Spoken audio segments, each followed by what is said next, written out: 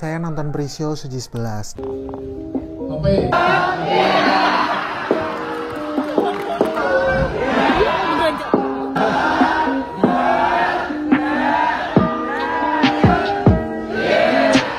Acaranya tuh seru banget. Kalau mau dikatakan ini adalah Suci yang paling seru, ya saya nggak akan mendebat sih.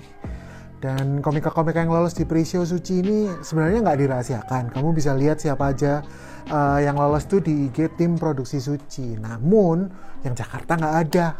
Yang lolos di pre-show Jakarta itu cuma diumumin dari IG story. Jadi sebenarnya masih agak-agak misterius nih siapa-siapa aja yang lolos. Nah waktu itu ada 38 komika yang dapat golden ticket dari audisi yang digelar di 5 kota. Dan ditelepon ya. Jujur saya agak sulit bahas kalau secara personal komika karena banyak banget. Dan juga mungkin ketahuan juga ya yang bakal lolos siapa, mengingat siapa-siapa aja yang lolos ke putaran final Suci itu masih diumuminya masih lama, masih tanggal 3 Januari bulan depan. Jadi kita bahas secara menyeluruh aja ya. Kita mulai dari pelaksanaan tapingnya ya. Tapingnya tuh jujur agak serem menurut saya. Kita nggak boleh bawa makanan dan minuman dari luar ya iya sih, itu kan taping di dalam studio ya. Cuma AC-nya tuh dingin banget ya, kayak kutub utara sumpah. Dan agak sulit keluar masuk untuk misal ke toilet gitu kan, karena bakal ganggu proses syuting ya kan, banyak kamera, ada kru, ada Jimmy Jeep gede banget, jadi kita tuh bisa ke toilet kalau cuma lagi break.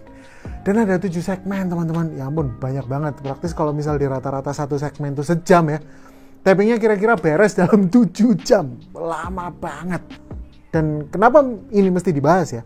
Karena menurut saya ini berpengaruh ke kemampuan penonton dalam menerima komedinya komika-komika di jam kritis teman-teman. Saya sangat yakin ada komika yang tampilnya udah maksimal tapi penontonnya yang lelah. Karena ya 7 jam gitu. Ada yang belum makan, ada yang kalau kurang minum pusing ya kan. Jadi nggak maksimal buat ketawa. Dan mungkin ini ujian juga sebenarnya buat komika-komikanya. Yang kalau mereka pecah di jam kritis tersebut, ya dia keren banget berarti. Lalu mari kita bahas yang baik-baiknya ya.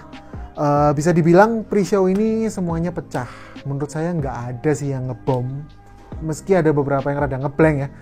Saya juga merasa ya bahwa persona itu nggak lagi jadi patokan. Seperti yang dikhawatirkan para komika kalau lagi ikut kompetisi Suci. Di pre-show banyak yang memperlihatkan kekuatannya dalam mengolah beat. Alih-alih kayak memperlihatkan identitasnya yang kelihatan secara kasat mata gitu. Hasilnya 38 komika ini beragam sekali secara pembahasan dan terasa fresh banget. Apalagi bagi saya yang sudah sering menyimak komika dari kawasan Jabodetabek. Ada yang bahas orang tua, ada yang bahas profesi unik yang ia jalani kayak aparat atau damkar. Ada yang bahas kondisi rumahnya, ada yang bahas komunitas stand up Indo yang ia jajaki. Ada yang bener-bener nge-reviewing komika-komika yang tampil sebelumnya. Ada juga yang bahas keperempuanan, bahkan ada yang datang dari negara tetangga. Itu semuanya pecah semuanya. Overall Suci 11 adalah kompetisi yang menurut saya layak ditunggu. Sangat yakin kalau ini adalah salah satu kompetisi stand up yang ketat banget secara persaingan. Dan mungkin makin mengukuhkan Suci sebagai kompetisi yang menghasilkan komika-komika andal dari sisi penulisan dan mental dalam menguasai panggung. Penasaran gak sih? Kita tunggu aja.